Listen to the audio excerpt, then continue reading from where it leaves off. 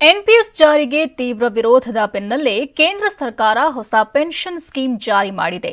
ಸರ್ಕಾರಿ ನೌಕರರಿಗೆ ಏಕೀಕೃತ ಪಿಂಚಣಿ ವ್ಯವಸ್ಥೆಯನ್ನ ಕೇಂದ್ರ ಸರ್ಕಾರ ಘೋಷಿಸಿದೆ. ಅಷ್ಟಕ್ಕೂ ಏನಿದು ಯುಪಿಎಸ್ ಅಂತೀರಾ? ತೋರಿಸ್ತೀವಿ ನೋಡಿ. ಸರ್ಕಾರಿ ನೌಕರರ ಎನ್ಪಿಎಸ್ ಒಪಿಎಸ್ ಗೊಂದಲಕ್ಕೆ ಯುಪಿಎಸ್ ಪರಿಹಾರ. ಏಕೀಕೃತ ಪಿಂಚಣಿ ಯೋಜನೆಗೆ ಕೇಂದ್ರ ಸಚಿವ ಸಂಪುಟ ಅಸ್ತು. 2025 ಏಪ್ರಿಲ್ 1ರಿಂದ ಏಕೀಕೃತ ಪಿಂಚಣಿ ಯೋಜನೆ ಜಾರಿ.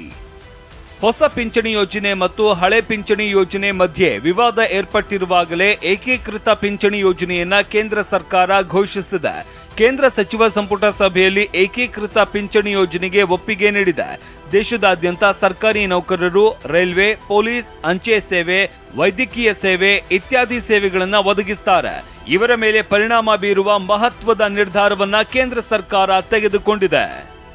ತಂದೆ ತಾಯಿಯಾಗುವುದು ಇನ್ನೂ ಕನಸೇ? ಅಪೋಲೋ ಫರ್ಟಿಲಿಟಿ ಮೂಲಕ ನಿಮ್ಮ ತಂದೆ ತಾಯಿಯಾಗುವ ಕನಸನ್ನು ನನಸಾಗಿಸಿಕೊಳ್ಳಿ. ಉಚಿತ ಆಪ್ತ ಸಮಾಲೋಚನೆಗಾಗಿ ಕರೆ ಮಾಡಿ 9953323196. ಯುಪಿಎಸ್ಸಿ ಯೋಜನೆಯಿಂದ 50% ಪಿಂಚಣಿ ಖಚಿತವಾಗಲಿದೆ. ನಿವೃತ್ತಿ ಹಿಂದಿನ 12 ತಿಂಗಳ ಬೇಸಿಕ್ ಸ್ಯಾಲರಿಯ ಸರಾಸರಿ 50% ಸಿಗಲಿದೆ.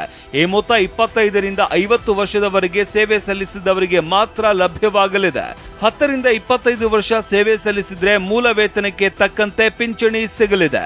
ಯಾವುದೇ ನೌಕರನ ಮರಣದ ಮೊದಲು ಕುಟುಂಬಕ್ಕೆ 60% ಪಿಂಚಣಿ ಸಿಗುತ್ತೆ. ಕನಿಷ್ಠ 10 ವರ್ಷ ಸೇವೆ ಸಲ್ಲಿಸಿದ ಬಳಿಕ ತಿಂಗಳಿಗೆ ಕನಿಷ್ಠ 10,000 ರೂಪಾಯಿ ಪಿಂಚಣಿ ಖಚಿತವಾಗಲಿದೆ. ತುಟ್ಟಿ ಭತ್ಯೆ ಸೇರಿದಂತೆ ಇಂದಿನ ಮೊತ್ತ ಸುಮಾರು 15,000 ರೂಪಾಯಿ ಇರಲಿದೆ.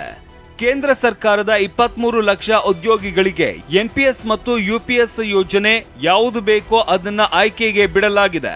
ಯಾರಾದರೂ ಎನ್ಪಿಎಸ್ ನಲ್ಲಿ ಉಳಿಯೋದಕ್ಕೆ ಬಯಸಿದ್ರೆ ಅದರಲ್ಲಿ ಉಳಿಯಬಹುದು. ಯುಪಿಎಸ್ ಬೇಕಿದ್ರೆ ಅದನ್ನ ಆಯ್ಕೆ ಮಾಡಬಹುದು. ರಾಜ್ಯ ಸರ್ಕಾರಗಳು ಸಹ ಈ ರಚನೆಯನ್ನ ಆಯ್ಕೆ ಮಾಡಬಹುದು. ರಾಜ್ಯ ಸರ್ಕಾರಿ ನೌಕರರು ಇದಕ್ಕೆ ಸೇರ್ಪಡೆಗೊಂಡರೆ 90 ಲಕ್ಷ ನೌಕರರು ಇದರ ಲಾಭ ಪಡೆಯಲಿದ್ದಾರೆ. ಹರೀಶ್, ಟಿವಿ9, ನವದೆಹಲಿ.